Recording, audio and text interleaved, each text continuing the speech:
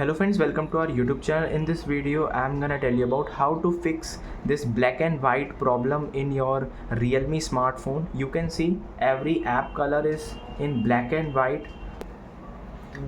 So friends, how you can solve this problem? You can see when you just open anything and it will be not in real colors.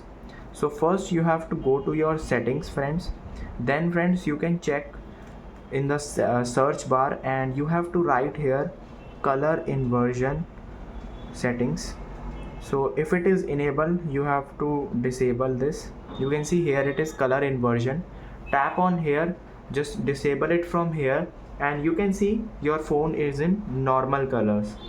You can check there is no black and white problem occurring.